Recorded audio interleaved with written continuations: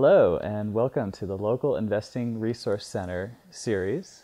My name is James Frazier, and today with me is Vicki Robin, author and local investor. Thanks for joining us today, Vicki. It is great to be with you. Awesome. I was wondering if you could just start off by telling us a little bit about your backgrounds. I know you've been on a lot of adventures, but in a few minutes, kind of bringing it to a little bit about your particular interest in localism and local investing specifically. Okay. Since the mid-1980s, I've been aware of this condition called overshoot, that basically we're on a trajectory of unsustainability, using more resources annually than the planet can regenerate, all the way back to the limits of growth and report in 1974. So I've been watching this trend of overconsumption of resources for decades now. And one of the strategies that I engaged in with my co-author, Joe Dominguez, was we wrote a book called Your Money or Your Life to help Americans rethink how they earn, spend, and save and invest money for the sake of their own sanity and also for the sake of the earth. It came out in 92. It was literally an instant bestseller. And so I spent the decade of the 90s traveling the world speaking about this very simple approach to money, which is putting money in service to your values rather than your life in service to money, and moderating your consumption to a point of enoughness rather than the treadmill of too muchness. And someplace in there, toward the end of that decade, Joe passed away. I kept going. I became despairing at the end of the 90s to see that we hadn't made the difference we wanted to make. Right. Initiated a whole bunch of other interesting social innovations that I thought were maybe going to come at this from a different angle, and was diagnosed with cancer in 2004, which took me off that activist treadmill. Moved to a small town where I still live and did a lot of healing, and eventually learned about this other sort of big elephant in the room, which is peak oil. That whenever you say the oil is peaking, whatever you think about fracking, whatever you think about the tar sands, whatever you think about that, the fact of the matter is that we're burning through our fossil fuel resources on the planet. Yes. And that got me interested in relocalization because I thought communities need to prepare, and I'm interested in a bottom-up community development method for rethinking the way. It's sort of like your money or your life at the level of community. So I became engaged here in relocalization, which got me very aware of how insufficient, especially our food system is, which got me to do an experiment to see whether I actually could eat within the bounds of South Whidbey Island. Right. Did a 10-mile diet experiment, blogged about it every day. At the end of the month, my agent sold a book to my publisher. And so the last couple of years, I have been writing a book that tells the story of that month in the 10-mile diet, but also what I've learned about what we need to do collectively to transform our food system. And so relocalization for me is a place that an individual who cares can engage and make a difference. And I like to be able to chew on something where I do feel like my actions can make a difference. So that got me interested in relocalization. And from that work in the food system, I realized that there was a big gap in finance for farming. That's right. And so I made a commitment to find a way to bridge that gap in some way or another. Found people who were doing programs, had developed a variety of strategies, very new field, and came across the Local Investing Opportunities Network as one way for people with some resource that they've invested anyway in communities can invest in their local businesses. And my focus now with the lending here on Whidbey Island is on agriculture. Absolutely. So did you reach out to other investors locally to kind of do it as a group first, or did you immediately just start looking for worthy projects to I do. just went ahead and did it. Yeah, you just dived in. I just That's dived in. It was like the Local Investing Opportunities Network. That structure gave me the courage to begin. And right away, pretty soon, I had loaned. I found out that a very established fourth-generation farmer on the island wanted to put up another greenhouse to have winter vegetables and early spring greens. And so, boom, I sat down with her and made the loan. And there's the greenhouse. I called it, at that point, I called it speed dating for lending. It's like Match.com for lending. Local Shark Tank. No, really. It was like, and she was suspicious, like, what do you want? It's just like, this is very simple. And I told her you could pay me interest, monetary interest at this level, or you could pay me vegetables interest at this higher level. So first, the markup on her vegetables is such that, she actually ended up making like a bandit, and I have been taking my interest in vegetables for several years. Within 2 weeks, the greenhouse was up. Wonderful. So it was very satisfying. And there it is, and plants are growing in the winter, and you're getting interest in food. Yeah. Wonderful. Yeah. So I love how you can really just make reality happen, make your vision come true. Yes. Within your neighborhood, and using some money that otherwise might just be sitting in some account. Right. That's what's exciting about it. And so a group of us got together and we did some initial work to start a local lending group on Whidbey Island. Eventually, several of very established couples here on the island who've launched a lot of initiatives that stuck did the actual legwork to start our local lending group, the Whidbey Island Local Lending. Okay. Where there's a will, there's a way. Yes. Nice. Wonderful. Could you tell us a little bit about what you've learned through the loans that you've made, and if you have any, specific examples of how you went from just diving right in to where you are now in terms of building a portfolio? Well, my intention has been on building the food system on the island, and it's because of the work I've done for this new book, Blessing the Hands That Feed Us. So one thing I've learned is that I'm not a venture capitalist, but I can keep an eye out. My understanding of what's needed in the food system gives me a framework so that I can keep an eye out for projects that I think start to fill out that frame. Okay. So that's one thing I've learned, and so I invested in the greenhouse, and then there is a young farming couple whose commitment is to purchase their own land and farm it, not to do any of the spin farming or borrow land from other people, to really go for it and prove that they can actually make a living as farmers.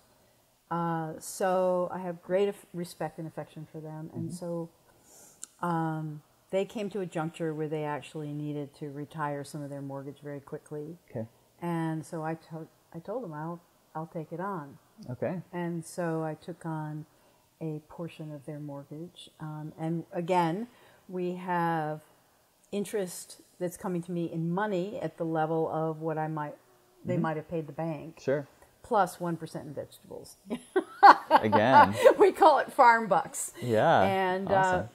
And so, it's a dicey thing when you're loaning in your community, because if it goes south, then you have the uncomfortable thing of you're still here with the people. Yeah. But we were very careful in constructing the agreement so that we understood in advance, okay, here's the things that could go wrong with it, and here's what we're going to design in now so our affection persists. Right. Even if we hit hard times. And you sort of start to know when you're doing community investing that you're actually investing in your community, and that part of that is you're investing in your own safety and future, your own acceptance in a system that will hold you throughout your life in terms of your health, well-being. I live in a community where there is a sort of an attention to that, if you're a member of this community and the community becomes aware you need something, that happens. So I'm storing my money in my neighbors. Absolutely. So a couple things I do for my loans is now, I always have a cosigner. Okay. And so that there's somebody else I can get repaid from. I made the mistake of not having a cosigner once, and I'm not making it again. Got it. And I put the repayment on automatic. So it's an automatic bank transfer. Okay.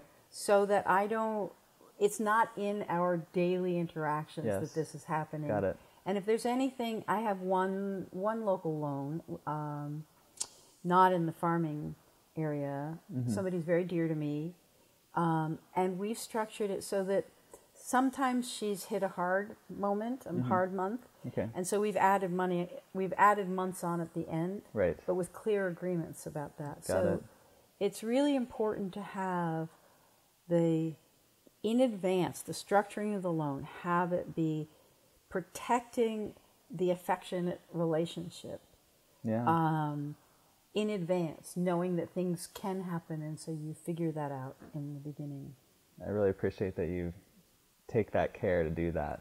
Yeah. Because after all, these are your neighbors, and these relationships are going to last well beyond the scope of any short-term loans. Right. Yeah. Yeah. Would you please tell us about your experience as part of a local investing group, Will, and how that helps your local investing? Yeah, so we would be on local lending, I think about a year, not much more than a year ago, year and a half ago. And we collectively, there is almost $250,000 in loans already out, which is exciting. That's amazing, in 1 year. In 1 year, yeah. Good job. There's a very large project, and I think this happens with other local lending groups, that sometimes there's a large project that quite a number of people participate in. Yeah. So we have one of those in our community as well. So one of the things that helps is that Would Be on Local Lending is a learning network. And I think we are all fairly innocent. I mean, some people are more sophisticated financially, but we're all pretty innocent in this local lending. Right. So I think we have more confidence because we're doing it apace with one another, and our most recent meeting, we had small circles. We talked about what we loved, what we were doubtful about. So that helps. Another example is several people have loaned to friends they would have never known had a need, had a business plan. But because there was the structure of Will, these people that they knew could put in a proposal to Will, and their friends could just snap it right up. So that's helpful too. It actually creates a structure where people can surface their requests. Yes. Another thing, I mean, we've been a little cautious because we understand that this comes under a special category of the SEC of, loaning to friends and family. So we're all a little cautious to befriend people and to understand that we're not an investment club, that we're each individually cutting deals. And then there's the social aspect of it. I mean, I'm such a social person that I love the spirit of it, that our communication to our community is that we are taking a portion of our wealth and we're putting it into our local community so that the prosperity of our local community increases. And there's also, we're an aging community, this is not unusual, the gray hair. And so the people in Will understand that we really, as elders, really need to take some responsibility that younger people can flourish here. Absolutely. And so there is a sense of this is an appropriate, through lending, this is appropriate cultivation. Yeah. Mutual support. Yeah, cultivation of the young people we need on the island, or else we're not going to. We're going to be an odd community if we keep on as we're keeping on. So this is exciting too. Wonderful. Could you tell me a little bit about how you have seen local investing within the context of all of your money and your whole portfolio? Because I think it's really fascinating the way you've put it together. Yeah. Well, so my wealth is divided up in a number of pots. One pot is that I own my house. And not only do I own my house, that has a mother-in-law apartment in it. So the house, the house is paid for, and also some of the ways I have people come through the house, the taxes and insurance are paid for. So that's a piece of my wealth, is that this is a stable point. I have, because of the Programming Your Money, Your Life, encouraged people originally to buy treasury bonds. Another quarter, I don't know how many quarters there are, but another quarter is in 5 or 6 is in U.S. Treasury bonds, you know, and government agency bonds. So that's a steady income. And another quarter is in socially responsible investing. You know, it's the high risk, hopefully higher reward. And I recognize that my values, I didn't want to just invest in some project someplace else, that I have such a strong relocalization and community values.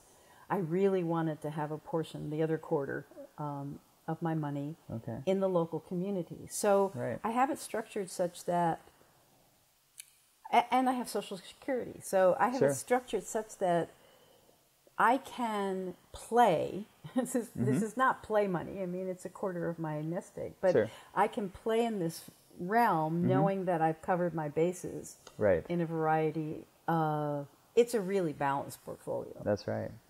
Yeah. And, you know, any given one investment might run into trouble, and you've got your bases covered in a lot of other areas. Even your local investing part is diversified in different businesses and different areas, and nothing is too big that would cause too much trouble if something did run into trouble. Yeah, I've learned that this is not some sort of like warm fuzzy, you know, belly of a cat. This is money, and businesses don't always succeed. And so I never put in more money than I'm willing to lose, even though I have co-signers, even though I have collateral, even though I do everything I can. It's a good guideline. And so I have, you know, like currently I have a loan out to a redo of a local sort of vegetarian food restaurant that's becoming a bakery. And it's really being transformed into something I think is going to be great for the community, and that fulfills my commitment to local agriculture. And I've actually I know what's needed, more or less. I know a lot of things that are needed. So I had this idea of, we need an everyday local food store. We need to have local food available every day. And then along comes this opportunity for a loan to this bakery and natural food restaurant and juice bar. And I told the woman, I said, how about we make it a little mini co-op within your restaurant for, you know, the farmer cooperative, so that they can bring in vegetables every day and you have everyday local food. She says, done. Nice. So, you know, that's something that if I had the knowledge and the chutzpah, I would have started the business, because I'm so into this everyday local food thing. But along comes somebody who's got more savvy and more commitment than I do, and more stabilizing. Her whole family's involved. They're ready to go and do it. Yeah, exactly. So it's just a thrill to support them. Yeah, but it's also interesting how you're kind of an activist with a vision, and you're investing to make it real here where you live. Yeah. And I think that's just amazing. It's so cool. I mean, we started something called the New Roadmap Foundation, ran that. We actually over years gave away $1 million in 800 small grants. And so for us at that time, it was just our great pleasure to be socially creative through our philanthropy. Right. I'm not in that position anymore. I'm not sitting on a foundation, but I'm sitting on this nest egg, and I can invest a quarter of it in the same proactive way. And I really love the world of enterprise now. I love the world of putting together something that not only does good in the world, but also makes enough profit so that you know, the money can keep circulating.